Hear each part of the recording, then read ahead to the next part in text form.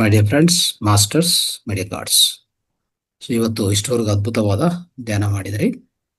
ಈಗ ಇವತ್ತು ವಿಶೇಷವಾದ ಜ್ಞಾನ ಅಂತಂದ್ರೆ ನಾವು ಅತಿ ಸಮೀಪವಾಗಿ ನಾವು ತಿರುವಣ್ಣಾಮಲೈ ಅರುಣಾಚಲ ಧ್ಯಾನ ಯಜ್ಞ ನಾವು ಸಂಭ್ರಮ ಇದೆ.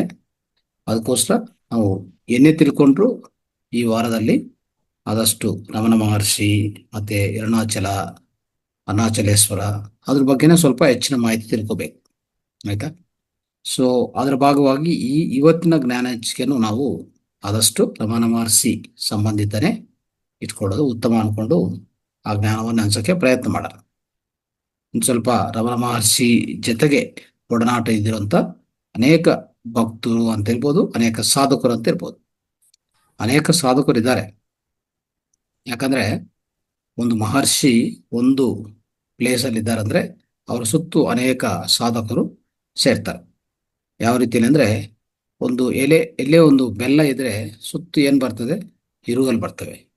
ಯಾಕೆ ಅಂತಂದ್ರೆ ಆ ಆಟೋಮೆಟಿಕ್ ನ್ಯಾಚುರಲ್ ಅಟ್ರಾಕ್ಷನ್ ಅದು ಅಷ್ಟೇ.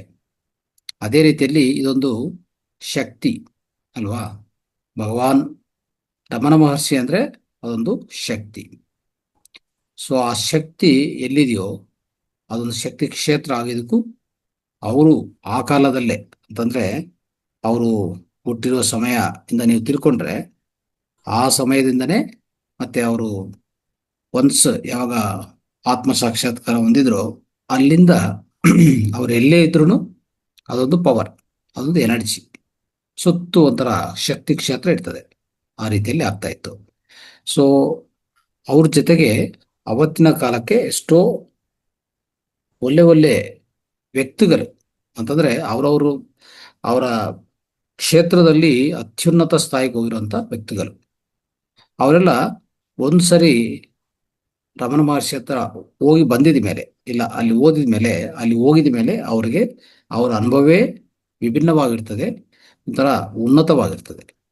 ಆ ರೀತಿಯಲ್ಲಿ ಅನೇಕ ಭಕ್ತರು ಅನೇಕ ಉನ್ನತವಾದ ಸ್ಥಿತಿಯಲ್ಲಿರುವಂತ ಪ್ರಾಪಂಚಿಕದಲ್ಲಿ ಉನ್ನತವಾದ ಅಫ್ಕೋರ್ಸ್ ಮಾನಸಿಕವಾಗಿ ಔನ್ನತ್ಯ ಇರುವಂತ ಆ ವ್ಯಕ್ತಿಗಳು ಸಹ ಏನಾಗಿದ್ರು ಅವ್ರಿಗೆ ಭಕ್ತರಾಗಿ ಅಲ್ಲೇ ಉಳ್ಕೊಂಡಿದ್ರು. ಅವರ ಜೀವನ ಪರ್ಯಾಂತ ಅಲ್ಲೇ ಇದ್ರು ಅವ್ರ ಜೊತೆಗೆ. ನೋಡಿದ್ರ ಇತ್ತೀಚಿನ ಸಮಯದಲ್ಲಿ ಹೇಗಿದೆ ಅಂದ್ರೆ ಎಷ್ಟೋ ತಿಳ್ಕೊಂತೀವಿ. ಆಯ್ತಾ? ಅಲ್ಲಿ ಒಂದು ಪ್ಲೇಸ್ಗೆ ಹೋಗ್ತೀವಿ ಅಂದ್ರೆ ಎಲ್ಲ ಒಂಥರ ಜನರಲ್ ಏನ್ ಮಾಡ್ತೀವಿ ಅಂದ್ರೆ ಸೊ ಅಲ್ಲಿ ಅದು ನೋಡೋದು ಇದು ನೋಡೋದು ಎಲ್ಲ ನೋಡ್ಕೊಂಡು ಮತ್ತೆ ಪ್ರಾಪಂಚಕ್ಕೆ ಬಂದ್ಬಿಡ್ತೀವಿ. ಅಲ್ಲಿ ಇರೋ ಎಷ್ಟುವರೆಗೆ ಇರ್ತೀವಿ ಅಷ್ಟುವರೆಗೆ ಮಾತ್ರ ನಮ್ಮಲ್ಲಿ ಆಧ್ಯಾತ್ಮಿಕ ಸ್ವಲ್ಪ ಒಲಪು ಇರ್ತದೆ. ಅದಾದ್ಮೇಲೆ ತದನಂತರ ಎಲ್ಲ ಹೊಟ್ಟೋಗ್ತದೆ. ಮತ್ತೆ ನಾವು ಈ ಕಡೆ ಬರ್ತೀವಲ್ಲ ಪ್ರಾಪಂಚಿಕ ಕಡೆ ಬಂದಿದೀವಿ ಅಂದ್ರೆ ಇಲ್ಲಿರುವಂತ ಆ ಆಧ್ಯಾತ್ಮಿಕ ಕಡೆ ಅಂತ ಒಲಪೆಲ್ಲ ಜೀರೋ ಆಗ್ಬಿಡ್ತದೆ. ಆ ಸ್ಥಿತಿಯಲ್ಲಿ ನಾವೆಲ್ಲ ಅನುಭವಿಸ್ತಾ ಇರ್ತೀವಿ ಅಲ್ವಾ? ಆದ್ರೆ ಸ್ವಲ್ಪ ವ್ಯಕ್ತಿಗಳು ಕಾರಣ ಜನ್ಮ ತಗೊಂಡಿರೋರು ಒಂದು ಗುರು ಜೊತೆಗೆ ಇಡೀ ಜೀವನ ಪರ್ಯಾಂತ ಅಲ್ಲಿ ಉಳ್ಕೊಂಡಿದ್ದಾರೆ ಅಂದ್ರೆ ಅದು ಪೀಕ್ ಕಂಡೀಷನ್ ಅಲ್ಲಿ ಅಂದ್ರೆ ಅವರು ಅವ್ರದೇ ಕ್ಷೇತ್ರ ಅವ್ರದೇ ಆ ಆ ರಂಗದಲ್ಲಿ ತುಂಬಾ ಒಳ್ಳೆ ಸ್ಥಿತಿಯಲ್ಲಿರುವಾಗ ರಮಣ ಮಹರ್ಷಿ ರಮಣರ ಹತ್ರ ಹೋಗಿ ಅಲ್ಲಿ ಅವರು ಅನುಭವಿಸಿರುವಂತ ಒಂಥರ ಪರಮೋನ್ನತ ಅನುಭವಗಳಿಂದ ಅಲ್ಲೇ ಉಳ್ಕೊಂಡಿದ್ದಾರೆ ಎಷ್ಟೋ ಜನರು. ಅರ್ಥ ಆಯ್ತಾ? ಸೊ ಅದರಲ್ಲಿ ಅನೇಕರು ಇದ್ದಾರೆ. ಇವತ್ತು ನಾನು ಅವರ ಹೆಸರುಗಳು ಸ್ವಲ್ಪ ಹೇಳ್ತೀನಿ ಅಷ್ಟೇ. ಬಟ್ ಅವರಲ್ಲಿ ಒಬ್ಬ ವ್ಯಕ್ತಿ ಬಗ್ಗೆ ನಿಮ್ಗೆ ಹೇಳಕ್ಕೆ ನಾನು ಪ್ರಯತ್ನ ಮಾಡ್ತೀನಿ. ಆದ್ರೆ ಆ ವ್ಯಕ್ತಿ ಬಗ್ಗೆ ಹೇಳಕ್ ಮುಂಚೆ ಅವ್ರು ಬರೆದಿರುವಂತ ಬುಕ್ನು ತೋರಿಸ್ತೀನಿ. ಅದನ್ನ ನೀವು ಯಾವಾಗ ಈ ತಿರುವಣ್ಣಾಮಲೈ ಯಜ್ಞಕ್ಕೆ ಬರ್ತಿರೋ ಖಂಡಿತ ಅಲ್ಲಿ ವಿಧ ವಿಧ ಲ್ಯಾಂಗ್ವೇಜ್ ಅಲ್ಲಿ ಪ್ರತಿಯೊಂದು ಅನೇಕ ಭಾಷೆಗಳಲ್ಲಿ ಅನುವಾದ ಮಾಡಿದ್ದಾರೆ. ಎಲ್ಲ ಬುಕ್ಸ್ ಅಲ್ಲಿದೆ. ಆಯ್ತಾ? ನೀವು ತಗೋಬೇಕಾಗತ್ತೆ. ತಗೊಂಡು ಅದನ್ನು ಓದಬೇಕು ಮತ್ತೆ ಅದ ಅನುಭವ ತಗೋಬೇಕು. ಅದರ ಸಾರಾಂಶ ನೀವು ಪಡಿಬೇಕು. ಆಯ್ತಾ? ನೋಡಿ, ಈ ರೀತಿಯಲ್ಲಿ ನಾನು ಈಗಾಗಲೇ ಹೇಳ್ತಾ ಬಂದಿದ್ದೀನಲ್ಲ, ಎಷ್ಟೋ ಸಾಮಾನ್ಯ ವ್ಯಕ್ತಿಗಳು, ಉನ್ನತ ವ್ಯಕ್ತಿಗಳು ಅವ್ರ ರಂಗದಲ್ಲಿ ಅತ್ಯುನ್ನತ ಶಿಖರದಲ್ಲಿರುವಾಗ ಆಯ್ತಾ ಆ ಸಮಯದಲ್ಲಿ ಅಲ್ಲಿ ಹೋಗಿ ಅವರ ಸಾಮೀಪ್ಯದಲ್ಲಿ ಹೊಂದಿರುವಂತ ಅತೀಂದ್ರಿಯ ಅನುಭವಗಳಿಂದ ಅಥವಾ ಅತೀಂದ್ರಿಯ ಆಕರ್ಷಣದಿಂದ ಇಡೀ ಅವರ ಜೀವನ ಪರ್ಯಾಂತ ಅವ್ರ ಇಡೀ ಕುಟುಂಬವೇ ಜೀವನ ಪರ್ಯಾಂತ ಅಲ್ಲಿ ಅರುಣಾಚಲಕ್ಕೆ ಶಿಫ್ಟ್ ಆಗಿ ಅವ್ರ ಜೊತೆಗೆ ಅವರ ಜೀವನ ಕೊನೆವರೆಗೂ ಅಲ್ಲೇ ಉಳ್ಕೊಂಡ್ರವರು ಅನೇಕರಿದ್ದಾರೆ. ಅವರಲ್ಲಿ ಸ್ವಲ್ಪ ಹೆಸರುಗಳು ನಿಮ್ಗೆ ಹೇಳ್ತೀನಿ, ಆಯ್ತಾ? ನಿಮಗೂ ಆ ತಿಳುವಳಿಕೆ ಇರಲಿ ಅಂತ ಅಷ್ಟೇ. ನೋಡಿ, ಚಿಂತಾ ದೀಕ್ಷಿತಲು, ಸಾಧನ ಶಾಂತಮ್ಮ, ವಾರಣಾಸಿ ಸುಬ್ಬಲಕ್ಷ್ಮಮ್ಮ, ಸಂಪೂರ್ಣಮ್ಮ, ರಂಗನ್, ರಾಜಯ್ಯರ್, ಲೋಕಮ್ಮ, ಸುಂದರಂ, ರಾಯರು, ನಾರಾಯಣ್ ಅವರ್, ಗೌರಿ ಅಮ್ಮಾಳ್, ಪಾತೂರು ಲಕ್ಷ್ಮೀನಾರಾಯಣ, ಆಯ್ತಾ? ಈ ರೀತಿಯಲ್ಲಿ ಅನೇಕರಿದ್ದಾರೆ, ಇನ್ನೂ ಜಾಸ್ತಿ ಇದ್ದಾರೆ. ಇದು ಸ್ವಲ್ಪನೇ ನಾನು ಹೇಳಿದ್ದು. ಅವ್ರ ಜೊತೆಗೆ ಒಬ್ಬರು ಚಲಂ ಅಂತ, ವೆಂಕಟಾಚಲಂ, ಆಯ್ತಾ? ಗುಡಿಪಾಟಿ ವೆಂಕಟಾಚಲಂ, ಈ ಹೆಸರು ನೀವು ಕೇಳಿರ್ಬೋದು. ಇವರೊಬ್ಬ ಕವಿ, ಆಯ್ತಾ? ಒಂಥರ ಹೇಳ್ಬೇಕಂದ್ರೆ ಆ ಸಮಯದಲ್ಲೇ ಆಲ್ಮೋಸ್ಟು ಅವರು ಆ ವೆಂಕಟಾಚಲಂ ಅಂತ ಯಾರಿದಾರೋ, ಗುಡಿಪಾಟಿ ವೆಂಕಟಾಚಲಂ ಅಂತ ಇದಾರಲ್ಲ, ಸೊ ಆ ವ್ಯಕ್ತಿ ಬರೆದಿರುವಂತ ಈ ಪುಸ್ತಕವೇ ಭಗವಾನ್ ಸ್ಮೃತುಲು ಅಂತ, memories with Bhagavan, memories with Bhagavan Ramana Maharshi. ಈ ಬುಕ್ಕು ತೆಲುಗಲ್ಲಿ ಒಂದಿದೆ ನನ್ನ ಹತ್ರ ಕಾಪಿ, ಬಟ್ ನಿಮಗೆ ಬೇರೆ ಬೇರೆ ಎಲ್ಲ ಭಾಷೆಗಳಲ್ಲಿ ಇಂಗ್ಲೀಷಲ್ಲಿ ಸಿಗತ್ತೆ, ಎಲ್ಲ ಸಿಗತ್ತೆ ಅಂತ ತೋರಿಸ್ತೀನಿ ಒಂದು ನಿಮಿಷ. ಇದು ಎಕ್ಸಲೆಂಟ್ ಬುಕ್. ಇದು ಪ್ರತಿಯೊಬ್ಬರು ಓದಬೇಕು, ಅನೇಕ ಅನುಭವಗಳು. ನೋಡಿ, ಭಗವಾನ್ ಸ್ಮೃತುಲು ಅಂತ. ಓಕೆ, ಸೊ ಈ ರೀತಿಯಲ್ಲಿ ಇಂಥ ಪುಸ್ತಕವನ್ನು ಬರೆದಿರುವಂಥವ್ರು ಯಾರು? ಗುಡಿಪಾಟಿ ವೆಂಕಟಾಚಲಂ ಅಂತ ಈ ವ್ಯಕ್ತಿ. ಈ ವ್ಯಕ್ತಿಗೆ ಏನು ಅನುಭವಗಳು ಏನೇನು ಅನುಭವಗಳು ಅವ್ರು ಪಡ್ಕೊಂಡಿದ್ದಾರೆ ಭಗವಾನಿಂದ, ಮತ್ತೆ ಇವರು ಏನೇನು ಕೇಳಿಸ್ಕೊಂಡಿದ್ದಾರೆ, ಏನೇನು ಕಲೆಕ್ಟ್ ಮಾಡಿದ್ದಾರೆ, ಶೇಖರಣೆ ಮಾಡಿದ್ದಾರೆ, ಎಲ್ಲ ಈ ಪುಸ್ತಕದಲ್ಲಿ ಪ್ರಚುರ ಮಾಡಿರೋದು, ಆಯ್ತಾ? ಸೊ ಈ ವ್ಯಕ್ತಿ ಬಗ್ಗೆ ಸ್ವಲ್ಪ ಹೇಳ್ತೀನಿ. ಈ ಗುಡಿಪಾಟಿ ವೆಂಕಟಾಚಲಂ ಅಂತ ಒಂದು ಭಕ್ತರು ಯಾರಿದ್ದಾರೋ, ರಮಣ ಭಕ್ತರು, ಅವರು ಇಡೀ ಜೀವನ ಪರ್ಯಂತ ಅಲ್ಲೇ ಉಳ್ಕೊಂತಾರೆ.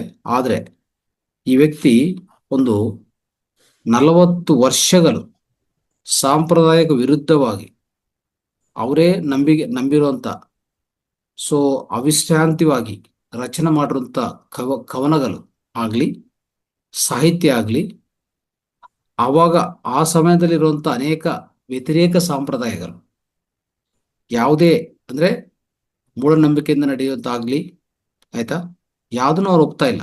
ಇನ್ಫ್ಯಾಕ್ಟ್ ಗಾಡ್ ಅಂದ್ರೂ ಒಪ್ಪಲ್ಲ, ದೇವರು ಅಂದ್ರೆ ಒಪ್ಪಲ್ಲ ಅವರು.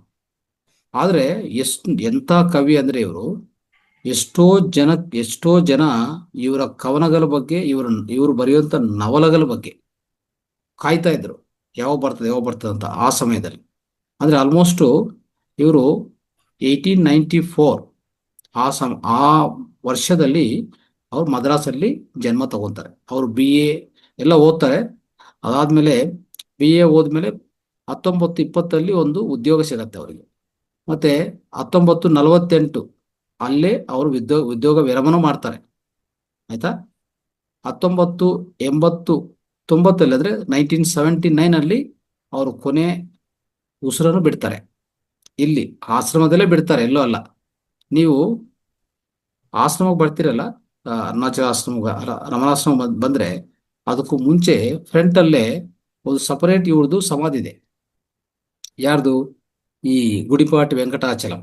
ನೋಡಿ, ಅವರು ಎಲ್ಲಿಂದೋ ಆಂಧ್ರದಿಂದ ಬಂದು, ಆಯ್ತಾ, ಸೊ ಇಲ್ಲೇ ಇದ್ದು ಹಸ್ಬೆಂಡ್ ವೈಫ್ ಇಬ್ಲಿ ಇಲ್ಲೇ ಬಂದ್ರು, ಇಲ್ಲೇ ಬಂದ್ಬಿಟ್ಟಿದ್ದಾರೆ. ಒಂದ್ಸರಿ ರಮಣನ್ ನೋಡಕ್ಕೆ ಬರ್ತಾರೆ ಅಷ್ಟೇ. ನೋಡಿದ ಮೇಲೆ ಅಲ್ಲಿ ಆಗಿರುವಂತ ಅನುಭವಗಳಿಂದ ಅವರು ಅಲ್ಲೇ ಉಳ್ಕೊಂತಾರೆ, ಆಯ್ತಾ? ಇವ್ರದ್ದು ಸಮಾಧಿ ನಿಮ್ಗೆ ಜಸ್ಟ್ ಆಶ್ರಮದಿಂದ ಆಪೋಸಿಟ್ ಅಲ್ಲಿ ರೋಡ್ ಆ ಕಡೆ ಒಂದು ಸಪರೇಟು ಅವ್ರದ್ದು ಸಮಾಧಿ ಇದೆ ಅಲ್ಲಿ, ಆಯ್ತಾ? Just a minute.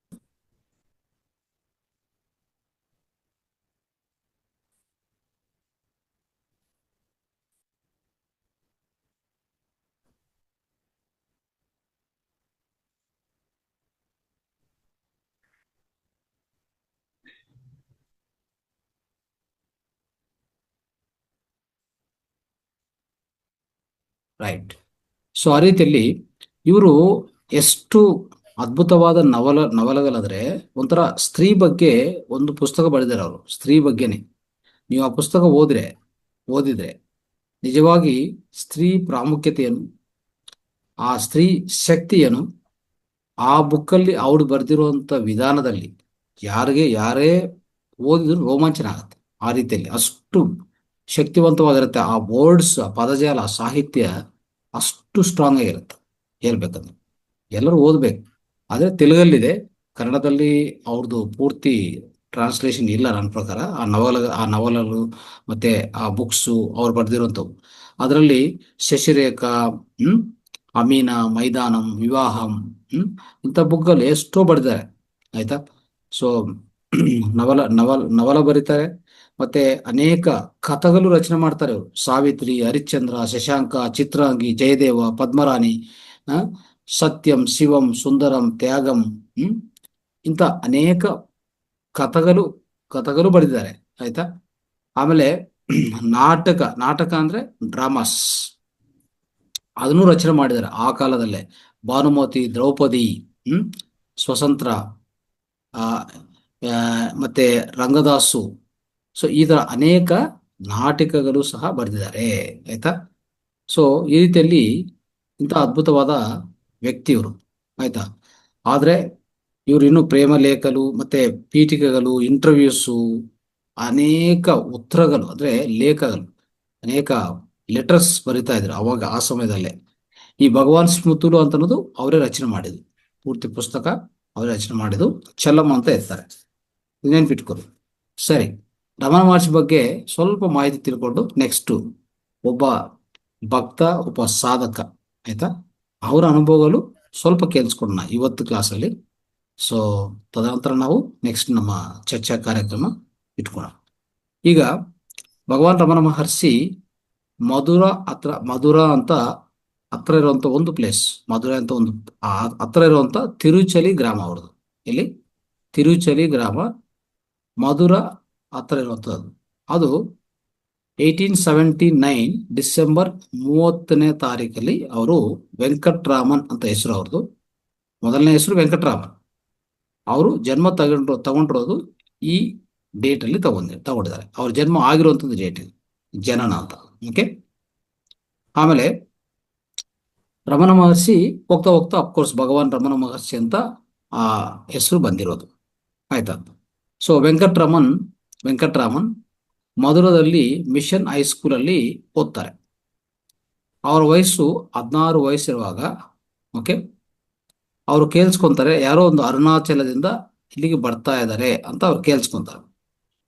ಆ ಹೆಸರು ಅರುಣಾಚಲದಿಂದ ಯಾರೋ ಬರ್ತಾ ಇದ್ರು ಅಂತ ಕೇಳಿಸ್ಕೊಂಡ ತಕ್ಷಣವೇ ಅವ್ರಿಗೆ ಸ್ವಲ್ಪ ಸ್ಟಾರ್ಟ್ ಆಗುತ್ತೆ. ಅಂದ್ರೆ ಮೆಮರಿ ಸ್ಟಾರ್ಟ್ ಆಗುತ್ತೆ. ಸ್ಮೃತುಲ ಅಂತ ಹೇಳ್ತೀವಲ್ಲ, ಅಂದ್ರೆ ಮೆಮರೀಸ್. ಆ ಮೆಮರೀಸು ಆಟೋಮೆಟಿಕ್ ಆಗಿ ಒಳಗಡೆಯಿಂದ ಬರ್ತವೆ ನೋಡಿ. ಅಂದ್ರೆ ಅರುಣಾಚಲಕ್ಕೆ ಇವರಿಗೆ ಅಷ್ಟು ಸಂಬಂಧ ಇದೆ ಅಂತ. ಇಂದಿನ ಪೂರ್ವ ಜನ್ಮ ಆ ಸಂಬಂಧ ಅಷ್ಟಿದೆ ಅಂತ ಅರ್ಥ. ನಾವು ಅರ್ಥ ಮಾಡ್ಕೋಬೇಕು ಅಲ್ವಾ. ಆ ರೀತಿಯಲ್ಲಿ ಸೊ 17ನೇ ವಯಸ್ಸು, ಅವ್ರ ವಯಸ್ಸೆಷ್ಟು 17 ವರ್ಷ ಅಂತ ಇಟ್ಕೊಳ್ಳಿ. ಆ ಸಮಯದಲ್ಲಿ ಅವರಿಗೆ ಆತ್ಮ ಸಾಕ್ಷಾತ್ಕಾರ ಆಗತ್ತೆ. ಆಯ್ತಾ. ಏನಾಗತ್ತೆ ಅವತ್ತಂದ್ರೆ, ಒಂದ್ ದಿವಸ ಒಂಟಿಯಾಗಿ ಒಂದು ಸೆಕೆಂಡ್ ಫ್ಲೋರ್ ಫಸ್ಟ್ ಫ್ಲೋರ್ ಅಲ್ಲಿ ಕೂತ್ಕೊಂಡಿರ್ತಾರೆ. ಅವಾಗ ಅವ್ರಿಗೆ ಇರೋದು ಹಾಗೆ ಒಂಥರ ಮೃತ್ಯು ಅಂತದ್ದು, ಅಂದ್ರೆ ನಾನು ಈಗ ಸತ್ತೋಗ್ತಾ ಇದ್ದೀನಿ ಅಂತ ಒಂದು ಅನುಭವ ಅವ್ರಿಗೆ ಬಂದೇ ಬರ್ತದೆ. ಇನ್ನು ಅದೇ ಕೊನೆ ದಿನ ಅಂತ ಅನ್ಕೊಂತಾರೆ ಅವರು. ಆಕ್ಚುಲಿ ಆ ರೀತಿಯಲ್ಲಿ ಆ ಮೃತ್ಯುವು ಅಂತದ್ದು ಅವ್ರ ಒಳಗಡೆ ಪ್ರವೇಶ ಆಗತ್ತೆ. ಅವಾಗ ಅವ್ರಿಗಾಗ ಕ್ವಶನ್ ಮಾಡ್ಕೊತಾ ಇದ್ರು. ಮತ್ತೆ ಸಾವು ಅಂದ್ರೆ ಏನು? ನಾನು ಈಗ ಸತ್ತೋಗ್ತಾ ಇದ್ದೀನಿ.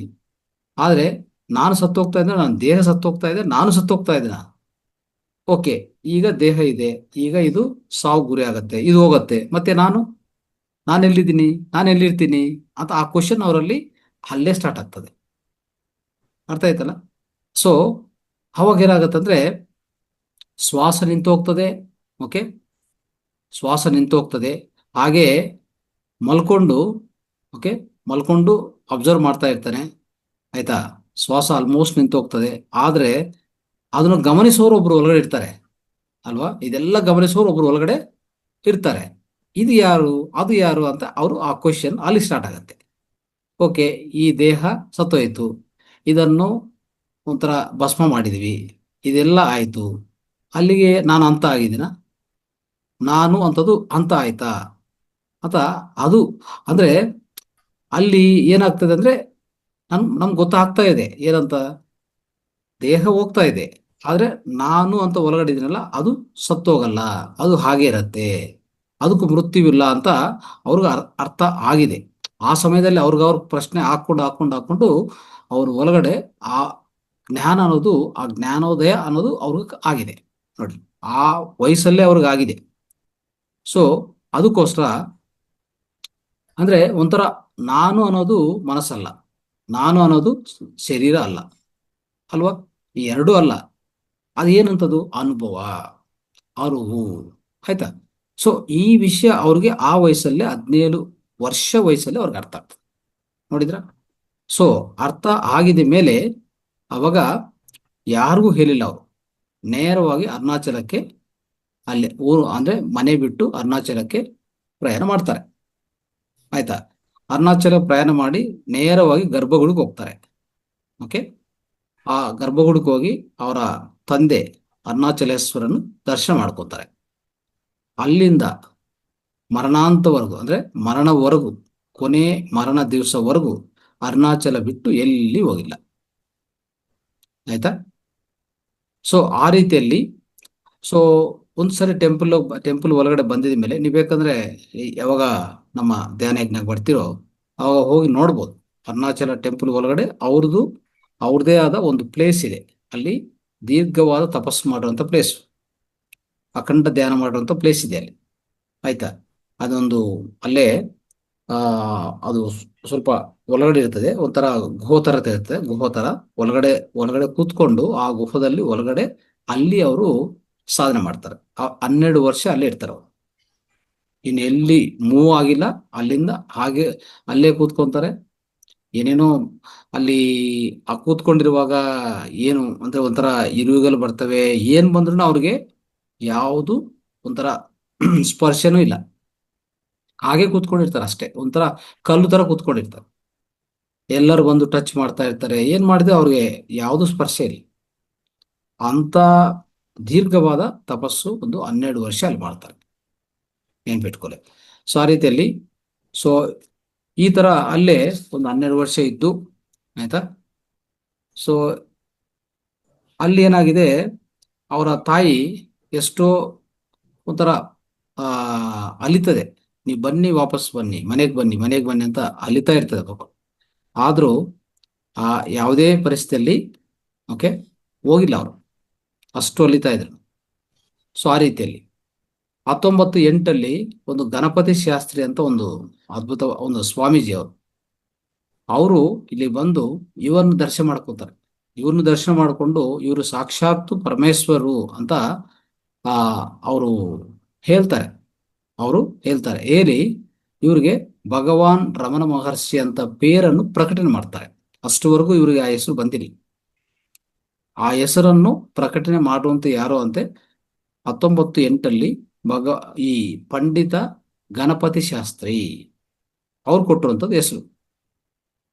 ಸೊ ಅದೇ ಹೆಸರಲ್ಲಿ ಇಡೀ ಕೀರ್ತಿ ಅವ್ರದ್ದು ಪ್ರಪಂಚಾದ್ಯಂತ ಹೋಗಿದೆ.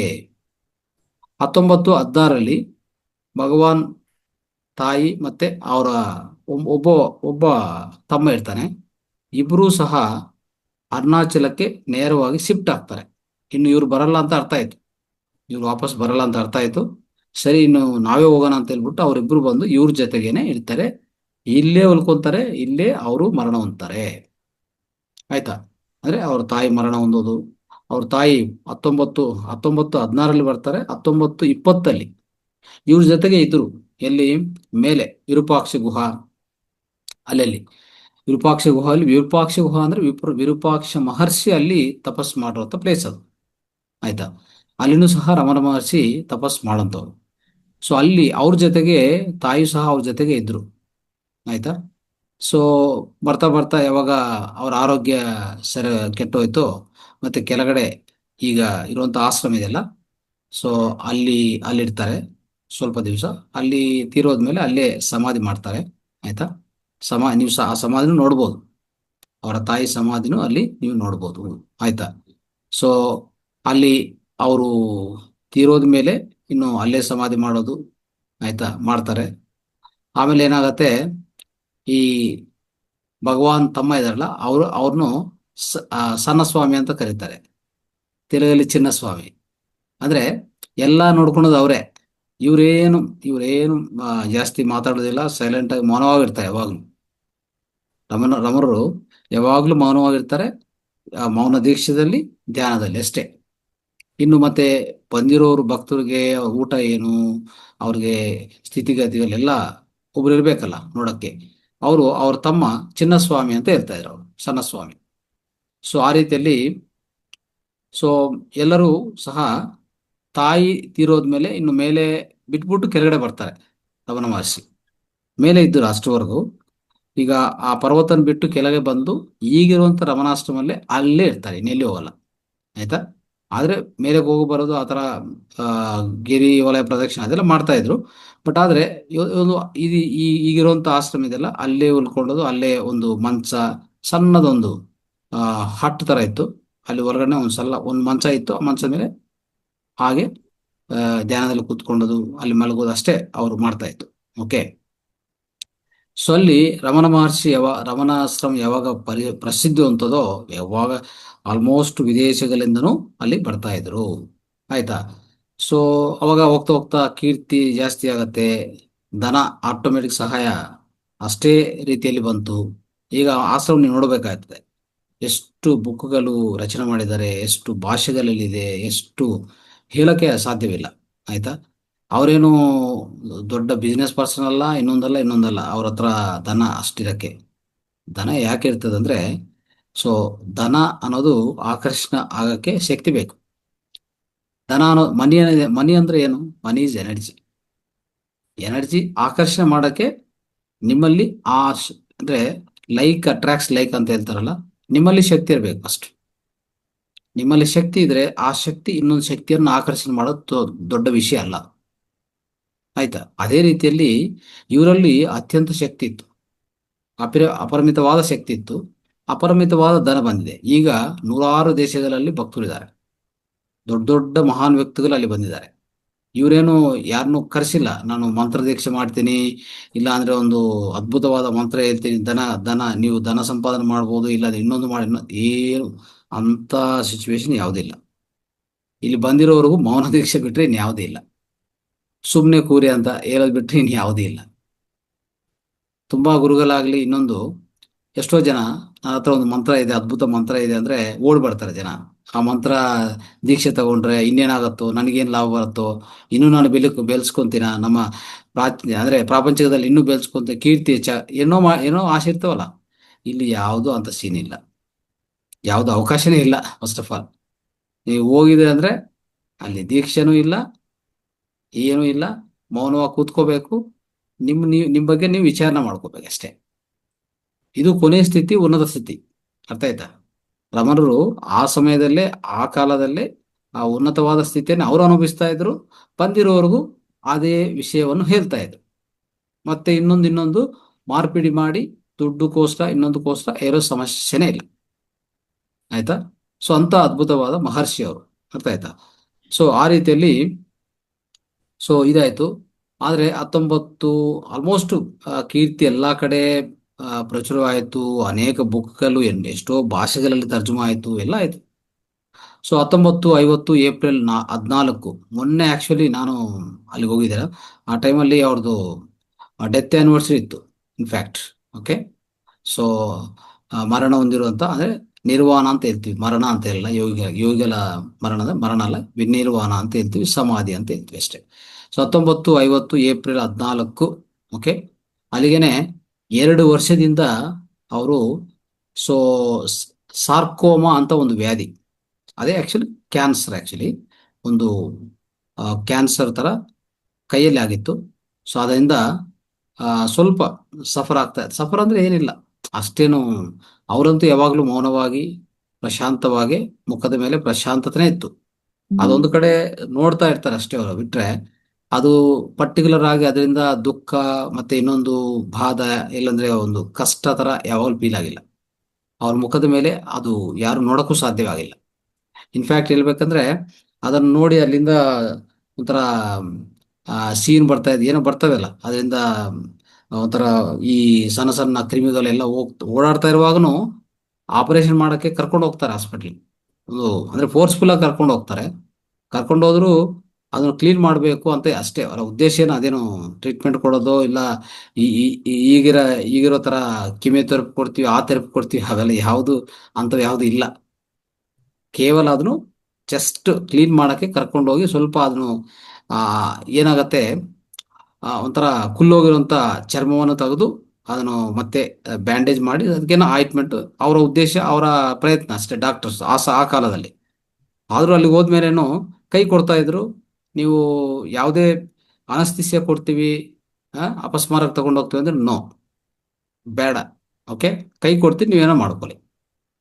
ಅವ್ರ ಕೈಯಲ್ಲಿ ಇಲ್ಲ, ಅವ್ರ ಚೈತನ್ಯ ಅಲ್ಲಿಂದ ಏನು ಮಾಡಿರ್ತಾರೆ, ವಿಡ್ರಾ ಮಾಡಿರ್ತಾರೆ. ಅವರ ಚೈತನ್ಯ ಯಾವಾಗಲೂ ಎಲ್ಲಿರ್ತದೆ, ಒಂದು ಆ ಉನ್ನತವಾದ ಅಂದ್ರೆ ಆತ್ಮ ಕಡೆನೇ ಇರ್ತದೆ. ಅವರು ಆತ್ಮ ಕಡೆ, ಆತ್ಮದಲ್ಲಿ ಲೀನವಾಗಿರ್ತಾರಲ್ಲ, ಆತ್ಮ ಸ್ಥಿತಿಯಲ್ಲಿ ಅವ್ರು ಇರ್ತಾರಲ್ಲ. ಶರೀರ ಅವ್ರಿಗೆ ಒಂಥರ ಇದು ತೊಡುಗು, ಒಂಥರ ಹೇಳ್ತೀವಲ್ಲ. ಸೊ ಹೇಗೆ ಅಂತಂದ್ರೆ, ವಸ್ತ್ರಧಾರಣ ಮಾಡ್ಕೊಂಡ್ರೆ ವಸ್ತ್ರ ಯಾವ ತರ ಯಾವಾಗಲೂ ಬೇಕೋ ಬಿಚ್ಚಬಹುದು ಅಲ್ವಾ. ಬಿಚ್ಚಿ ಆ ಕಡೆ ಹಾಕಿ ಇನ್ನೊಂದು ವಸ್ತ್ರ ಹಾಕೊಂಡು ಹೋಗ್ತಾ ಇರ್ತೀವಿ ನಾವು. ಅದೇ ರೀತಿಯಲ್ಲಿ ಅವರು ಅದಕ್ಕೇನಾಯ್ತು, ಕೈ ಕೊಡ್ತಾ ಇದ್ರು, ನೀವೇನ್ ಮಾಡಿ ಏನೋ ಮಾಡ್ಕೊಳ್ಳಿ, ಬಟ್ ಆಸ್ತಿಯ ಕೊಡ್ತಿದ್ರೆ ಇಲ್ಲ ಅಂತ ಹೇಳ್ತಾ ಇದ್ರು, ಹೋಗ್ತಾ ಇಲ್ಲ. ಹಾಗೆ ಅವ್ರು ಕ್ಲೀನ್ ಮಾಡ್ಕೊತಾ ಇದ್ರು. ಅವರು ಅದು ನೋಡ್ಕೊಂಡು ಓಕೆ ಅಂತಂದ್ರೆ ಮತ್ತೆ ಬರ್ತಾ ಇದೆ. ಈ ತರ ನೋಡಿ, ಯಾವುದೇ ನೋವಿಲ್ಲ. ನೋವು ಅನುಭವಿಸಿಲ್ಲ ಅಂದ್ರೆ ನೀವು ಅರ್ಥ ಮಾಡ್ಕೋಬಹುದು. ಸೊ ಅಂತ ಅರ್ಥ ಅಂದ್ರೆ ಅಂದ್ರೆ ಏನಂತಂದ್ರೆ, ಅವರು ಅಂತ ಒಂಥರ ತೀವ್ರವಾದ ಆಳವಾದ ಸ್ಥಿತಿಯಲ್ಲಿ ಇದ್ರು. ಆಳವಾದ ಸ್ಥಿತಿ ಅಂದ್ರೆ ಅದೊಂದು ಸ್ಥಿತಿ ಅದು. ಆ ಸ್ಥಿತಿಗೆ ಹೋದ್ಮೇಲೆ ದೇಹಕ್ಕೆ ಅವ್ರಿಗೂ ಒಂಥರ ಡಿಸ್ಕನೆಕ್ಷನ್ ಆಗತ್ತೆ. ಆಯ್ತಾ, ದೇಹ ಇರುತ್ತೆ ಅಷ್ಟೇ, ಬಟ್ ಅಲ್ಲಿ ಆ ಪ್ರಾಂತದಿಂದ ಈ ಕೈಯಿಂದ ಅವ್ರ ಚೈತನ್ಯವನ್ನು ಪಕ್ಕ ತಗೊಂಡು ಹೋಗ್ತಾರೆ. ಅದನ್ನು ತಗೊಂಡೋಗಿ ಒಂಥರ ಆತ್ಮ ಕಡೆ ಅಂತಂದ್ರೆ ಉನ್ನತ ಸ್ಥಿತಿಗೆ ಹೋಗಿರ್ತಾರಲ್ಲ, ಆ ವೈಬ್ರೇಷನ್ ಆಗಲಿ, ಆ ಡೈಮೆನ್ಷನ್ ಆಗಲಿ, ಡಿಫ್ರೆಂಟ್ ಡೈಮೆನ್ಷನ್ ಅಲ್ಲಿ ಅವ್ರಿರುವಾಗ ಈ ಮೂರನೇ ಡೈಮೆನ್ಷನ್ ಇರುವಂತ ಈ ದೇಹಕ್ಕೆ ಏನೇ ಆಗ್ತಾ ಇದ್ರೆ ಅವ್ರಿಗೆ ತೊಂದರೆ ಇಲ್ಲ. ಯಾವುದೇ ಇರಲಿ ನೋಡಿ, ಈಗ ಮನಸ್ಸನ್ನು ಜೀರೋ ಮಾಡಿದೆ ಅಂತ ಇಟ್ಕೊಳ್ಳಿ. ನಿಮ್ಗೆ ಯಾವ್ದು ಬಾಧ ಕೊಡುತ್ತದೆ ಈ ಪ್ರಪಂಚದಲ್ಲಿ? ಮನಸ್ಸು ಜೀರೋ ಆದ್ರೆ ಎಲ್ಲಿ ನೋಡೋಣ. ನಿಮ್ಮ ಮನಸ್ಸು ಶೂನ್ಯ ಆಗಿದೆ, ನಿಮ್ಮ ಮನಸ್ಸು ಜೀರೋ ಆಗಿದೆ, ನಿಮ್ಮ ಮನಸ್ಸೇ ಇಲ್ಲ. ಇನ್ನು ಏನು ದುಃಖ ಕೊಡುತ್ತೆ ನಿಮಗೆ? ದೇಹ ದುಃಖ ಕೊಡುತ್ತಾ? ನಿಮ್ಮ ಕುಟುಂಬ ದುಃಖ ಕೊಡುತ್ತಾ? ಸಮಾಜ ದುಃಖ ಕೊಡುತ್ತಾ? ಯಾರಿಂದ ದುಃಖ ಕೊಡೋಕೆ ಸಾಧ್ಯವಾಗತ್ತೆ? ಯಾವಾಗ ನಿಮ್ಮ ಮನಸ್ಸು ಪ್ರಶಾಂತಿ ಅಲ್ಲ, ಶಾಂತಿ ಅಲ್ಲ, ಶೂನ್ಯ ಆಗಿದೆ. ಪ್ರಶಾಂತ ಇದ್ರೂ ಪ್ರಶಾಂತವನ್ನು ಕೆಡಿಸ್ಬೋದು, ಅದು ದೊಡ್ಡ ವಿಷಯ ಅಲ್ಲ ಅಲ್ವಾ.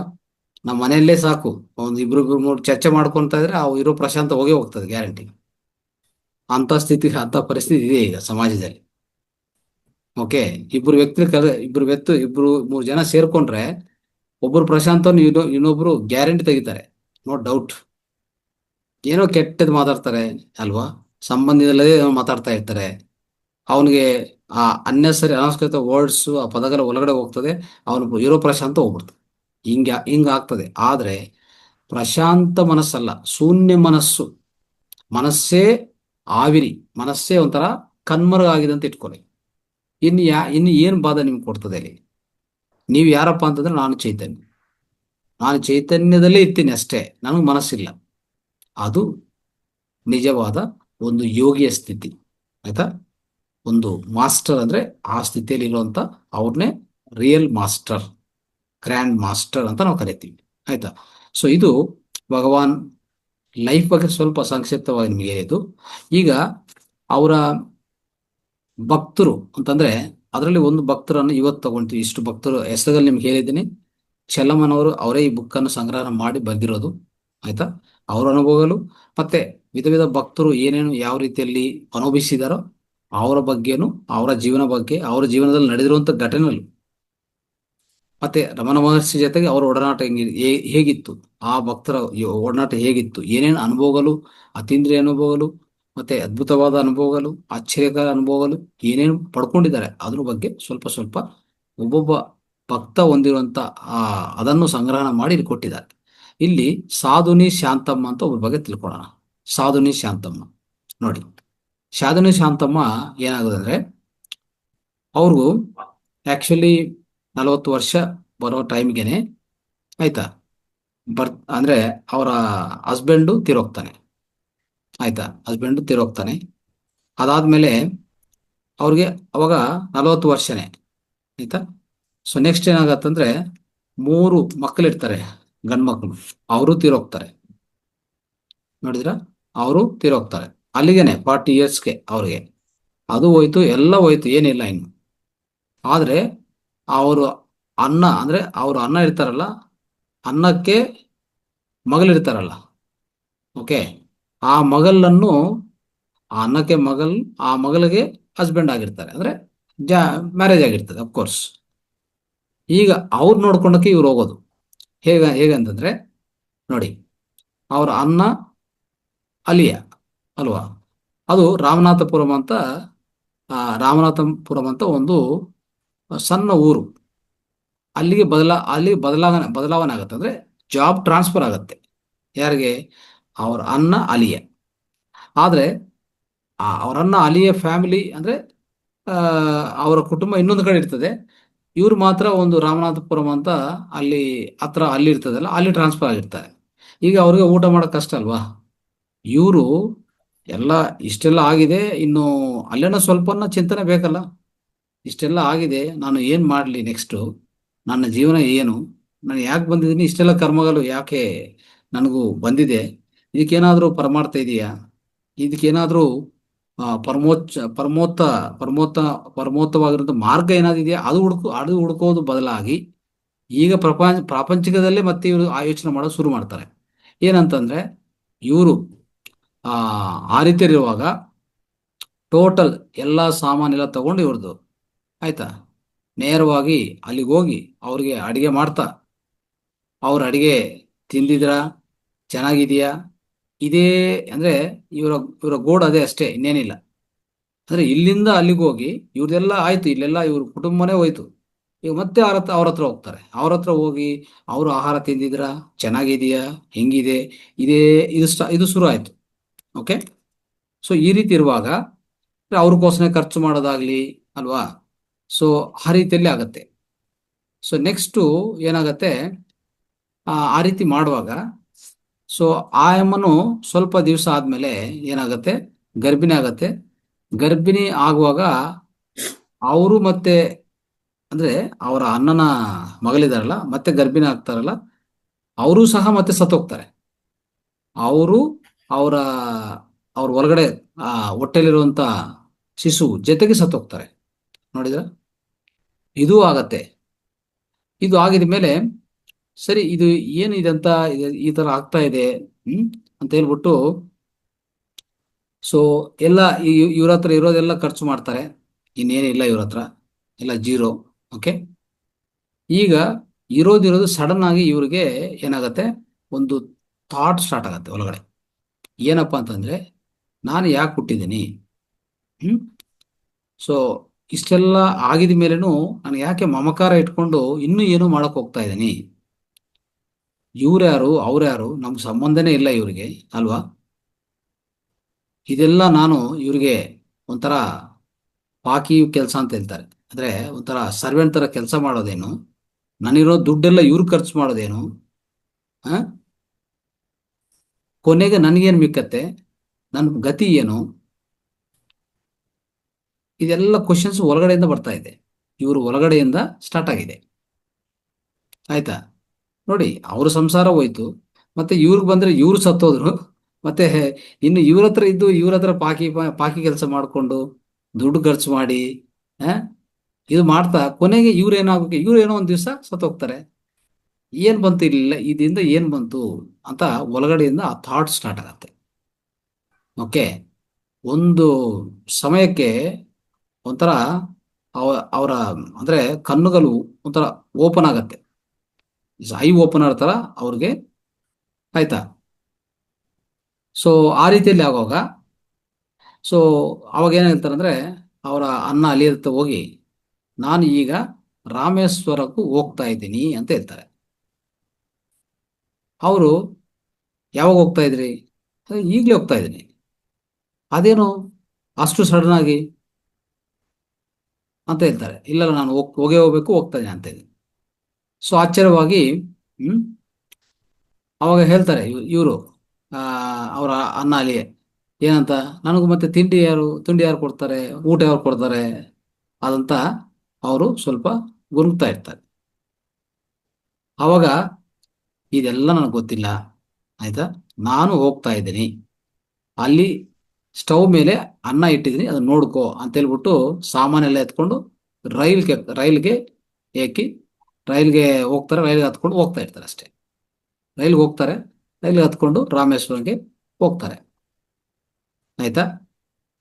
ಸೊ ಅದಕ್ಕೂ ಮುಂಚೆ ದಿವಸ ಹ್ಮ್ ಎಷ್ಟು ಎಷ್ಟಂದ್ರೆ ಇವರು ಲೋಕನೇ, ಅವರ ತಿಂಡಿ ಅವರು ತಿಂದಿದ್ರ ಇಲ್ಲ, ಆ, ಅವ್ರಿಗೆ ಇಷ್ಟ ಆಯ್ತಾ ನಾನು ಮಾಡುವಂತ ಅಡಿಗೆ, ಇದೇ ಇವ್ರದ್ದು ಗೋಡು ಅಲ್ವಾ. ಸೊ ಈ ರೀತಿಯಲ್ಲಿ ಇರುವಂತ ಈ ರೀತಿಯಲ್ಲಿರುವಂತ ಅವರ ಮನಸ್ಥಿತಿ ಹೇಗೆ ಬದಲಾವಣೆ ಆಯ್ತು ನೀವು ನೋಡಿ ಅಬ್ಸರ್ವ್ ಮಾಡಿ. ಅರ್ಥ ಆಯ್ತಾ. ರಾಮೇಶ್ವರಕ್ಕೆ ಹೋದ್ರು, ಬಟ್ ಇವ್ರು ಏನಂದ್ರೆ ಒಂದೇ ಒಂದು ವೇದನ ಏನಂತಂದ್ರೆ, ನನ್ಗೂ ಮೋಕ್ಷ ಮಾರ್ಗ ಯಾರು ತೋರಿಸ್ತಾರೆ, ಯಾರು ತೋರಿಸೋರು ಮೋಕ್ಷ ಮಾರ್ಗ ಹೇಗೆ ಅಂತ. ಇವ್ರಿಗೆ ಒಂದು ಪುರಾಣ ಓದುವಂತ ಒಂದು ವ್ಯಕ್ತಿ ಸಿಗ್ತಾರೆ. ಅವ್ರ ಮನೆಯಲ್ಲೇ ಹೋಗಿ ಇಳ್ಕೊಂಡು ಅವ್ರಿಗೆ ಸೇವೆ ಮಾಡ್ತಾ ಇರ್ತಾರೆ. ಓಕೆ. ಆಯಮ್ಮನ ಕೇಳ್ತಾರೆ, ಪರಮಾರ್ಥ ಅಂದ್ರೆ ಏನು, ಏನು ಓದಿದ್ರೆ ನನಗೆ ಪರಮಾರ್ಥ ಸಿಗತ್ತೆ, ಆ ಕೈವಲ್ಯ ಅಂದ್ರೆ ಏನ್, ಆ ಪರಮಾರ್ಥ ಕೈವಲ್ಯ ಹೇಗೆ ಸಿಗತ್ತೆ. ಇವ್ರು ಹೇಳ್ತಾರೆ, ಕೈವಲ್ಯ ಅಂತ ಒಂದು ಪುಸ್ತಕ ಇದೆ, ಅದು ಓದಿ ಅಂತ ಹೇಳ್ತಾರೆ. ಅದೆಲ್ಲಿ ಸಿಗತ್ತೆ ಅಂತಂದ್ರೆ, ನಾಗಸ್ವಾಮಿ ಅಂತ ಒಬ್ರಿದ್ದಾರೆ, ಸೊ ಅವ್ರ ಹತ್ರ ತಗೊಳ್ಳಿ, ಓಕೆ, ತಗೊಂಡ್ರೆ ಅದನ್ನು ಓದಿ ಅಂತ ಹೇಳ್ತಾರೆ. ಇವ್ರಿಗ ನಾಗಸ್ವಾಮಿ ಅಂದ್ರೆ ಸಣ್ಣ ವಯಸ್ಸಿಂದ ಸ್ವಲ್ಪ ಪರಿಚಯ ಇದೆ. ಆ ನಾಗಸ್ವಾಮಿ ಹತ್ರ ಅಲ್ಲಿ ಹೋಗಿ ಅವ್ರು ಕೇಳ್ತಾರೆ. ಅವ್ರು ನಾಗಸ್ವಾಮಿ ಇವ್ರೇನು ಕೇಳ್ತಾರೆ ಅಂದ್ರೆ ಪ್ರಶ್ನೆಗಳು. ಕೈವಲ್ಯ ನಿಮ್ಗೆ ಯಾಕೆ, ಏನಿಲ್ಲ, ಆ ಕೈವಲ್ಯ ಪುಸ್ತಕ ಓದಿದ್ರೆ ನನಗೆ ಮೋಕ್ಷ ಸಿಗತ್ತೆ ಅಂತ ಹೇಳಿದ್ದಾರೆ ಅಂತ ಹೇಳ್ತಾರೆ.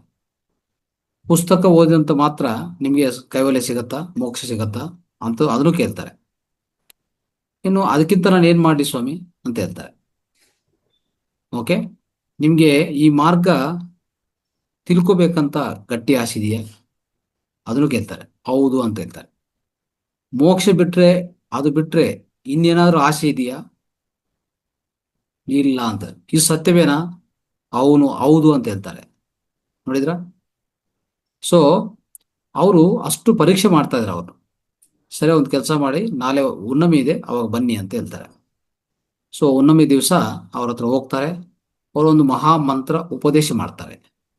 ಆ ಉಪದೇಶ ಹೊಂದಿದ ಮೇಲೆ ಅದನ್ನೇ ಚಾಂಟಿಂಗ್ ಮಾಡ್ಕೊಂತ ಆ ಸಾಕ್ಷಾತ್ ಪರಮೇಶ್ವರ್ ಅಂದ್ರೆ ಪರಮೇಶ್ವರ್ ತರ ಅದ್ ಮಂತ್ರ ದೀಕ್ಷೆ ಮಾಡ್ತಾ ಇದ್ರೆ ಇವರಲ್ಲಿ ಅನುಭವ ಹೇಗೆ ಅಂದ್ರೆ, ಆ ವ್ಯಕ್ತಿ ನಾಗಸ್ವಾಮಿ, ಆ ವ್ಯಕ್ತಿ ಇವರಿಗೆ ಒಂದು ಪರಮಾತ್ಮ ಪರಮೇಶ್ವರ ತರ ಅವ್ರಿಗೆ ಪ್ರಸ್ಫುಟ ಆಗ್ತಾ ಇತ್ತು. ಓಕೆ. ಆ ರೀತಿಯಲ್ಲಿ ಸೊ ಒಂಥರ ತನ್ಮಯರ ಆಗ್ತಾರಲ್ಲ, ತನ್ಮಯ ಆಗ್ತಾರಲ್ಲ, ಆ ರೀತಿಯಲ್ಲಿ ಹಾಗೊಂಡು ಅದೇ ರೀತಿಯಲ್ಲಿ ಆ ಮುಂದಕ್ಕೆ ಹೋಗ್ತಾ ಇರ್ತಾರೆ. ಇವ್ರು ಅನ್ಕೊಂತಾರೆ, ನಾನು ಒಂದು ಒಳ್ಳೆ ಸದ್ಗುರು ಸಿಕ್ಕಿದ್ದಾರೆ ಅಂತ ಇವ್ರಿಗೆ ಸಂತೋಷ. ಸೊ ಆ ರೀತಿಯಲ್ಲಿ ಕೈವಲ್ಯ ಬುಕ್ಕು ಓದ್ಕೊಂತ ಇವರ ಮಹಾಮಂತ್ರ ಉಪದೇಶ ಮಾಡ್ಕೊಂತ ಅವ್ರ ಜೊತೆಗೆ ಇದ್ಬಿಡ್ತಾರೆ. ಓಕೆ. ಇನ್ನು ಯಾವುದೇ ರಾಮನಾಥ ರಾಮನಾಥಪುರದಲ್ಲಿ ರಾಮನಾಥಪುರ ಅಂತ ಅಲ್ಲಿರುವಂತ ವ್ಯವಹಾರ ಸಂಬಂಧಗಳು ಇದು ಯಾವುದೂ ಇಲ್ಲ. ಓಕೆ. ಕೇವಲ ವೇದ ಗ್ರಂಥಗಳು. ಸೊ ಅದನ್ನು ಆ ಮಂತ್ರ ಜಪ ಮಾಡ್ಕೊಂಡೋದು, ಆ ಬುಕ್ ಓದ್ಕೊಂಡೋದು ಅಷ್ಟೇ ಅವ್ರು ಮಾಡ್ತಾ ಇರೋದು. ಈ ರೀತಿಯಲ್ಲಿ ಅಂದ್ರೆ 8 9 ವರ್ಷ ಅವರು ನಡ್ಕೊಂಡು ಹೋಗ್ತಾರೆ. ಓಕೆ. 9 ವರ್ಷ ಆಗತ್ತೆ. ಅಲ್ಲಿಗೆ ಇವ್ರ ವಯಸ್ಸು 50 ವರ್ಷ ಆಯ್ತು, ಆಯ್ತಾ. ಅಲ್ಲಿ ರಾಮನಾಥ ಆ ಪುರ ವಾಸ್ತವ್ಯ ಆದಂತ ಮುರುಗಾನಲ್ ಅಂತ ಒಬ್ಬರಿದ್ದಾರೆ. ಅವರು ಆಗ್ಲೇ ಭಗವಾನ್ ಶಿಷ್ಯ ಆ ಟೈಮ್ಗೆ, ಆಯ್ತಾ. ಈ ಇವರು ಓದೋಂತ ಬುಕ್ ಓದುವಾಗ, ಆ ಬುಕ್ ಓದೋಂತ ಆ ಸಮಯಕ್ಕೆ ಆ ಪಠಣ, ಆ ಬುಕ್ ಅಂದ್ರೆ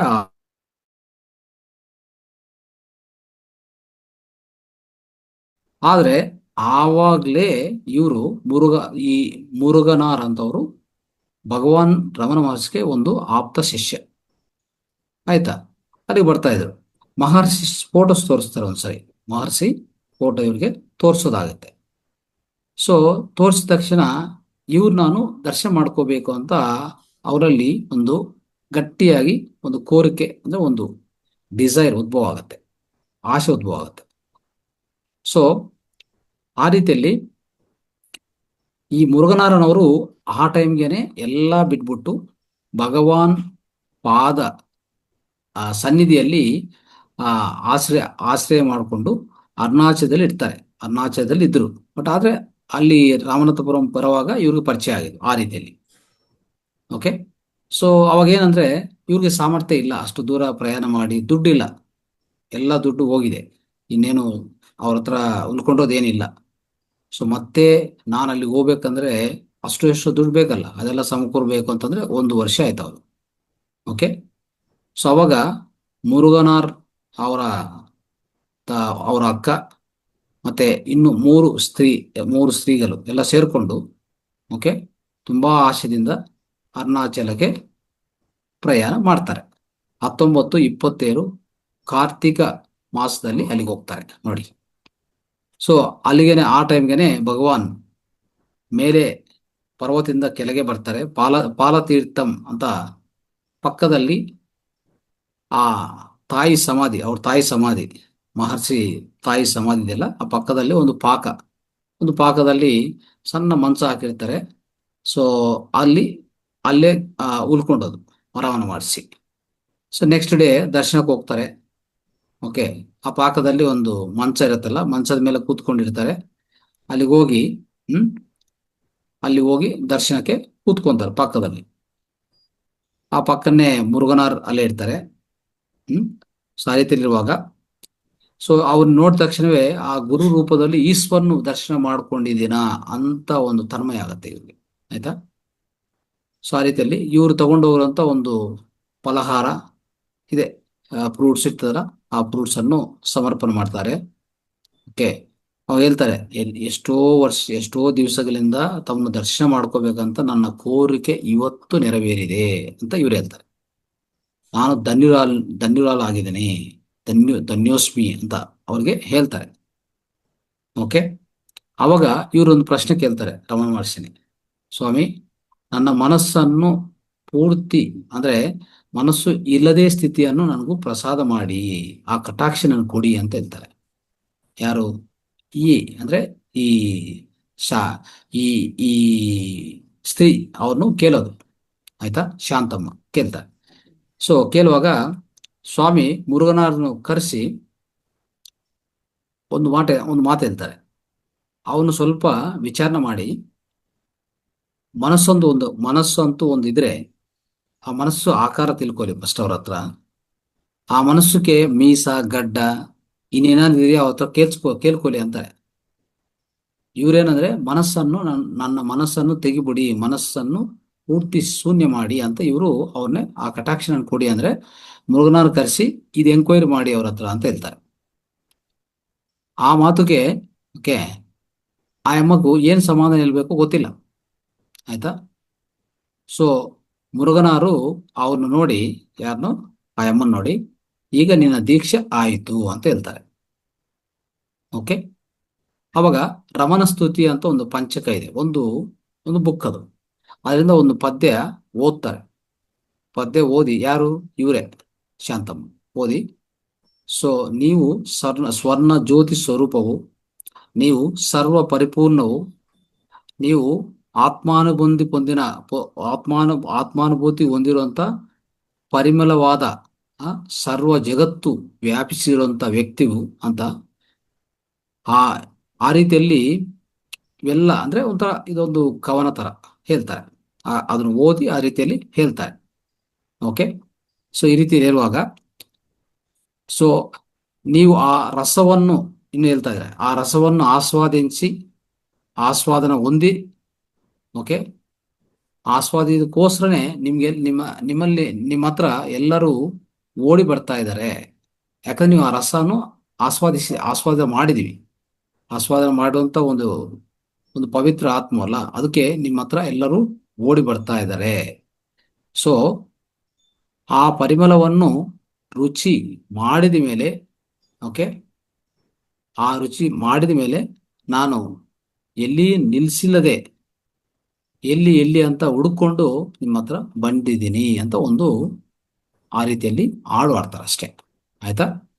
ಇದು ಅಂದ್ರೆ ಈ ಅವಾಗ ಭಗವಾನ್ ಹೇಳ್ತಾರೆ, ಈ ಅಮ್ಮಕ್ಕೆ ಈ ಪದ್ಯ ಹೆಂಗಿಂದ ಗೊತ್ತು ಕೇಳಿ ಅಂತಾರೆ ಹೇಳ್ತಾರೆ. ಎಲ್ಲಿಂದ ಗೊತ್ತು ಅಂತಂದ್ರೆ ಮುರುಗನ್ ಹೇಳ್ತಾನೆ, ನಾನು ರಾಮನಾಥ್ಪುರಂ ಅಲ್ಲಿ ಇವರು ಪರಿಚಯ ಆಗಿದ್ದೀನಿ. ಓಕೆ, ಅವಾಗ ರಮಣ ಸ್ತುತಿ ಒಂದು ಪಂಚಕ ಪುಸ್ತಕ ಅವ್ರು ಕೊಟ್ಟಿದ್ದೀನಿ ಅಂತ ಹೇಳ್ತಾರೆ. ಓ ಹೌದಾ ಅಂತ ಅನ್ಕೋತಾರೆ. ಆಯ್ತು. ಆ ರೀತಿಯಲ್ಲಿ ಒಂದು ಎಲ್ಲ 5 ಜನ ಅಲ್ಲಿಂದ ಬಂದಿರ್ತಾರಲ್ಲ, 45 ದಿವಸ ಓಕೆ ಅರುಣಾಚಲಲ್ಲಿ ಅಲ್ಲೇ ಇರ್ತಾರೆ. ಇವರು ಊರಲ್ಲಿ ಒಂದು ರೂಮ್ ತಗೊಂಡಿರ್ತಾರೆ, ಅಲ್ಲಿ ಭೋಜನ ರೆಡಿ ಮಾಡ್ಕೊಂಡದು. ಓಕೆ, ಅವರಲ್ಲಿ ಅವರೇ ಸ್ವಲ್ಪ ಚಂದಗಳು ಹಾಕ್ಕೊಂಡು ಮಧ್ಯಾಹ್ನ ಸ್ವಲ್ಪ ಏನೋ ಫಲಹಾರ ಅದು ರೆಡಿ ಮಾಡಿಕೊಂಡು ಆಶ್ರಮಕ್ಕೆ ಬರ್ತಾ ಇದ್ರು. ಓಕೆ, ಸೊ 3 ಗಂಟೆ ಸಮಯದಲ್ಲಿ ಸ್ವಾಮೀಜಿ ಅಲ್ಲಿರುವಂಥ ಎಲ್ಲ ಭಕ್ತರಿಗೆ ಆ ಫಲಹಾರ ಒಡ್ಡನೆ ಮಾಡ್ತಾ ಇದ್ರು. ಅಂದ್ರೆ ಜಸ್ಟ್ ಅನ್ನಪ್ರಸಾದ ಮಾಡ್ತಾ ಇದ್ರು, ಅಷ್ಟು ಮಾತ್ರ ನಡೀತಾ ಇತ್ತು. ಓಕೆ, ಸೊ ಅಲ್ಲಿ ಸ್ವಾಮಿ ಹೆಂಗಂದ್ರೆ ಎಲ್ಲರಿಗೂ ಎಷ್ಟು ಕೊಡ್ತೀರೋ ಅಷ್ಟೇ ಕೊಡ್ಬೇಕು, ಇವ್ರಿಗೆ ಜಾಸ್ತಿ ಕೊಟ್ಟರೆ ತಗೊಂಡ್ಲ, ಕಡಿಮೆ ಕೊಟ್ಟರೆ ತಗೊಂಡ್ಲ, ಆ ರೀತಿಯಲ್ಲಿ. ಸಪೋಸ್ ಪಕ್ಕದಲ್ಲಿ ಇರ್ತಾರಲ್ಲ ಭಕ್ತರು, ಅವ್ರಿಗೆ ನೀವು ಎಷ್ಟು ಕೊಡ್ತೀರೋ ಅಂದ್ರೆ ಅಲ್ಲಿ ಏನ್ ಗೊತ್ತಾ, ಆ ಟೈಮ್ಗೆ ತುಂಬಾ ಬಡತನ, ಅಲ್ಲಿ ಆಹಾರ ಸಿಗಲ್ಲ. ಆಯ್ತಾ? ಎಷ್ಟೋ ಸರಿ ಸ್ವಾಮೀಜಿಯವರು ತಿಂದಿಲ್ಲದೆ ತಿಂದಿಲ್ಲದೆ ಬಹುಶಃ ಆ ಏನು ಇಲ್ಲದೆ ಸ್ವಲ್ಪ ಏನಾದರೂ ಅಲ್ಲಿರೋದು ಸ್ವಲ್ಪ ತಿಂದು ಹಾಗೆ ಉಳ್ಕೊಂಡಿರೋ ಸಮಯ ಜಾಸ್ತಿ ಇದೆ. ಆಯ್ತಾ? ಆ ರೀತಿಯಲ್ಲಿ ಇರ್ತಾ ಇತ್ತು. ಸೊ ಈ ರೀತಿಯಲ್ಲಿ ಆಗ್ತಾ ಇರುವಾಗ ಆದ್ರೆ ಎಲ್ಲ ಅಡಿಗೆ ಮಾಡೋದ್ರಿಂದ ಸಣ್ಣಸ್ವಾಮಿನೇ ಆ ಟೈಮಲ್ಲಿ. ಓಕೆ, ಸೊ ಗೋಪಾಲರಾವ್ ಅಂತ ಒಂದು ವ್ಯಕ್ತಿ ಇರೋದವರು, ಆ ಭಕ್ತ ಏನ್ ಮಾಡ್ತಾ ಇದ್ದ, ಊರು ಒಳಗಡೆ ಹೋಗಿ ಏನೇನು ಅಕ್ಕಿ ಸಿಗ್ತಾ ಇತ್ತು, ಭತ್ತ ಸಿಗ್ತಾ ಇತ್ತು, ಎಲ್ಲ ಆಶ್ರಮಕ್ಕೂ ತಗೊಂಡ್ ಬರ್ತಾ ಇದ್ರು. ಒಂದು ಭಕ್ತ ಇದ್ರು, ಅವರು ಎಚ್.ಎಮ್ ಅಂತ. ಓಕೆ, ಸೊ ಅವರು ಸಹ ಯಾವುದೋ ಒಂದು ಕಲಿಸ್ತಾ ಇದ್ರು. ಇದೆಲ್ಲ ಸೇರ್ಕೊಂಡು ಸಣ್ಣ ಸ್ವಾಮಿ ಏನ್ ಮಾಡ್ತಾ ಇದ್ರು, ಅಡಿಗೆ ಮಾಡ್ತಾ ಇದ್ರು ಅಷ್ಟೇ. ಓಕೆ, ಸೊ ಅವಾಗ ಯಾವುದೋ ಒಂದು ತುಪ್ಪ ಇಲ್ಲ, ಯಾವುದೇ ಒಂದು ಕರಿ ಇಂಥವೆಲ್ಲ ಯಾವುದಿಲ್ಲ. ಓಕೆ, ಒಂದೊಂದ್ಸರಿ ಸುಮಾರು ದಿವಸಗಳು ಸ್ವಾಮಿಗೆ, ಭಗವಾನ್ ರಮಣ ಮಹರ್ಷಿಗೆ ಸಾರು ಮಾತ್ರ ಇತ್ತು ಅಷ್ಟೇ. ಅನ್ನ ಸಾರು ಸುಮಾರು ದಿವಸಗಳ ಊಟ ಅಷ್ಟೇ, ಇನ್ನೇನಿಲ್ಲ. ಒಂದೊಂದ್ಸರಿ ಅದೂ ಇಲ್ಲ. ಅವಾಗ ಈ ಉಪ್ಪಿನಕಾಯಿ ಇರ್ತದಲ್ಲ, ಅಂದ್ರೆ ಒಂದು ನಮ್ಮ ಪಿಕಲ್ ಅಂತ ಇರ್ತೀವಲ್ಲ, ಪಿಕಲ್ ಹಾಕೊಂಡು ತಿಂದಿರುವಂತ ದಿವಸಗಳು ತುಂಬಾ ಇದೆ. ಓಕೆ, ಹೀಗೂ ಮಾಡ್ತಾ ಇದ್ರು, ಈ ರೀತಿಯಲ್ಲಿ ಆಗ್ತಾ ಇತ್ತು. ಓಕೆ, ಹೀಗೆ ಸೊ ಟೋಟಲಿ ಈ ರೀತಿಯಲ್ಲಿ ಅವ್ರ ಹತ್ರ ಇದ್ರು, ಅವ್ರದ್ದು ಇದ್ಕೊಂಡು ನೆಕ್ಸ್ಟ್ ಅಫ್ಕೋರ್ಸ್ ಇದೆಲ್ಲ ಅವ್ರ ಅನುಭವ ಹೇಳ್ತಾ ಇದ್ದಾರೆ. ಇನ್ನು ಜಾಸ್ತಿ ಇದೆ, ಇನ್ನು ನಾವು ತಿಳ್ಕೊಬೇಕಾದ್ರೆ ಇನ್ನು ಜಾಸ್ತಿ ಹಾಗೆ ಹೋಗ್ತಾ ಇರ್ತದೆ. ಸೊ ಈ ಅಂದ್ರೆ ನಾವು ಕಂಪ್ಲೀಟ್ ಮಾಡಕ್ಕೆ ಇನ್ನು ಸಮಯ ಬೇಕಾಗತ್ತೆ. ಅದಕ್ಕೋಸ್ಕರ ನಾವೇನ್ ಮಾಡೋಣ, ಸೊ ಇಲ್ಲಿವರೆಗೂ ಇದು ನಿಲ್ಸೋಣ. ಆಯ್ತಾ? ನಿಲ್ಸಿ ನೆಕ್ಸ್ಟ್ ಇನ್ನೊಂದು ಕ್ಲಾಸಲ್ಲಿ ನಾವು ಸ್ವಲ್ಪ ಅಲ್ಲಿಂದ ಕಂಟಿನ್ಯೂ ಮಾಡಿದ್ರೆ, ಅವ್ರದ್ದು ಇನ್ನೂ ಅನುಭವಗಳು ಸಾಕಷ್ಟಿದೆ, ಅದೆಲ್ಲ ನಾವು ತಿಳ್ಕೋಬೇಕು. ಅದು ನೆಕ್ಸ್ಟ್ ಕ್ಲಾಸಲ್ಲಿ ತಿಳ್ಕೊಂಡಾಗ ಪ್ರಯತ್ನ ಮಾಡೋಣ. ಸೊ ಇಲ್ಲಿಗೆ ನಮಗೆ ಏನು ಅರ್ಥ ಆಯಿತು ಅಂತ ನಿಮಗೆಲ್ಲ ಈಗಾಗಲೇ ಒಂದು ಐಡಿಯಾ ಬಂದಿರ್ತದೆ ಅಲ್ವಾ?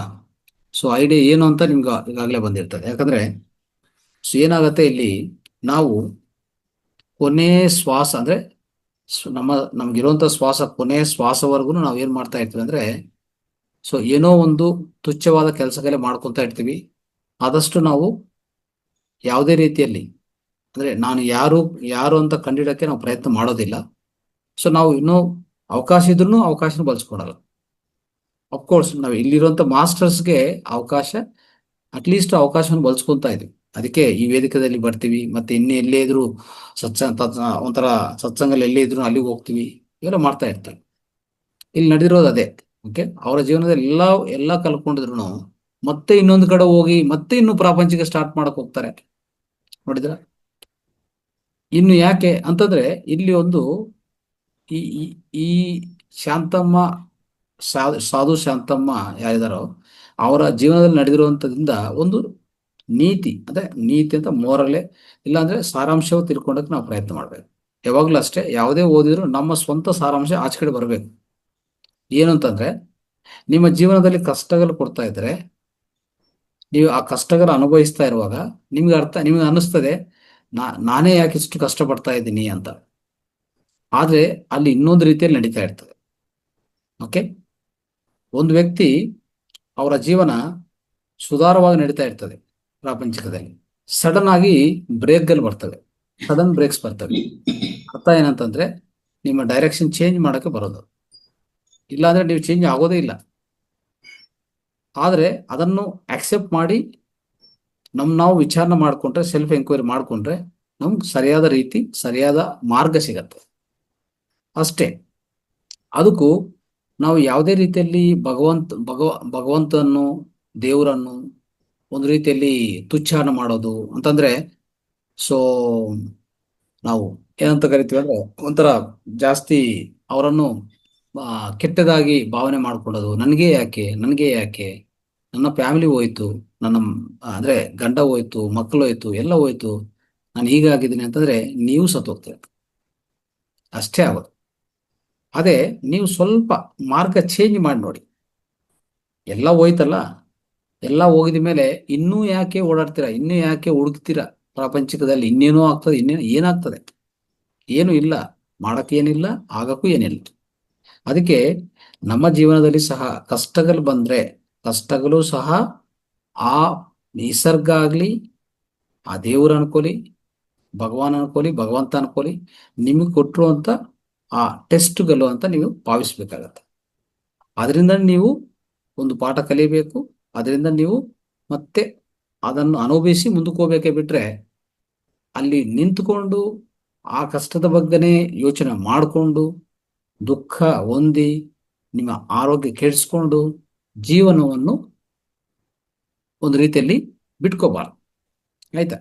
ಮಾಡಬೇಕಾಗಿರೋದು ಏನಪ್ಪಾ ಅಂತಂದ್ರೆ, ಅನುಭವಿಸಿ, ಇದೂ ಸಹ ಆ ಭಗವಾನ್ ಕೊಟ್ಟಿರೋದೆ, ಅಷ್ಟೇ ಅಲ್ವಾ?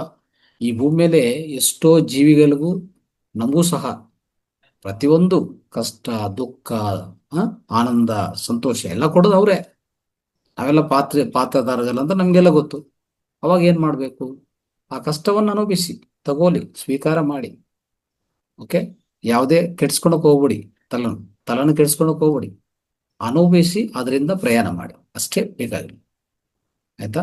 ನಿಮ್ಮ ಶಾಂತ ಮನಸ್ಸಿಂದ, ನಿಶ್ಚಲ ಮನಸ್ಸಿಂದ, ಆ ಸಾಕ್ಷಿ ಸ್ಥಿತಿಯಿಂದ, ಸಾಕ್ಷಿ ಭಾವದಿಂದ ಆ ಜೀವನವನ್ನು ಅಳವಡಿಸ್ಕೊಂಡ್ರೆ ಯಾವುದೂ ಕಷ್ಟ ಅಲ್ಲ. ಯಾವ ಕಷ್ಟನೂ, ಎಂಥ ಕಷ್ಟವೂ ಕಷ್ಟ ಇಲ್ಲ. ನೀವು ನೋಡೋ ನೀವು ನೋಡುವಂತ ಕೋನದಲ್ಲಿ ಇರುತ್ತೆ ಕಷ್ಟ, ನಷ್ಟ ಅನ್ನೋದು, ದುಃಖ ಅನ್ನೋದು. ಆ ಕೋನವನ್ನು ಸ್ವಲ್ಪ ಚೇಂಜ್ ಮಾಡಿ ನೋಡಿ. ಕಷ್ಟ ಬಂತ, ದೊಡ್ಡ ಕಷ್ಟ ಬಂತ, ಆಯ್ತು, ಯಾರು ಕೊಟ್ರು? ಭಗವಂತ ಕೊಟ್ರು ಅಷ್ಟೇ. ನಾವು ಹೋಗಿ ಇವ್ರನ್ನು ಒಂಥರ ಕೆಟ್ಟದಾಗ ಮಾತಾಡೋದು, ಅವ್ರ ಬಗ್ಗೆ ಇವ್ರನ್ನ ಬ್ಲೇಮ್ ಮಾಡಿ, ಊರೆಲ್ಲ ಬ್ಲೇಮ್ ಮಾಡ್ಕೊಂಡು, ವಾಟ್ ಇಸ್ ದ ಯೂಸ್? ಬಂದಿದೆ, ನಿಮ್ ಲೈಫಲ್ಲಿ ಬಂದಿದೆ ಅಂತಂದ್ರೆ ಅದು ನಿಮ್ಗೆ ಬರಬೇಕಾಗಿದೆ. ಅಫ್ಕೋರ್ಸ್ ನಿಮ್ಮ ಸಾಧನದಿಂದ, ನಿಮ್ಮ ಶಕ್ತಿಯಿಂದ ಅದನ್ನು ದಾಟಿ ಹೋಗ್ಬೇಕು. ಅದೇ ರೀತಿಯಲ್ಲಿ ನಮ್ಮ ಜೀವನದಲ್ಲಿ ಅಷ್ಟೇ. ಓಕೆ. ನಮ್ಗೆ ಯಾವುದೇ ಒಂದು ಸಿಗ್ನಲ್ಸ್ ಬರ್ತಾ ಇದೆ ಅಂತಂದ್ರೆ, ಆ ಸಿಗ್ನಲ್ಸ್ ಅನ್ನು ನಾವೇನ್ ಮಾಡ್ಬೇಕಂತಂದ್ರೆ, ನಿಶ್ಚಲ ಮನಸ್ಸಿಂದ ಅರ್ಥ ಮಾಡ್ಕೊಂಡು ಅಟ್ಲೀಸ್ಟ್ ನಮ್ಮ ಡೈರೆಕ್ಷನ್ ಚೇಂಜ್ ಮಾಡ್ಕೋಬೇಕು. ತುಂಬಾ ಜನ ಅಲ್ಲಿನೂ ಸಹ ಫೇಲ್ ಆಗ್ತಾರೆ.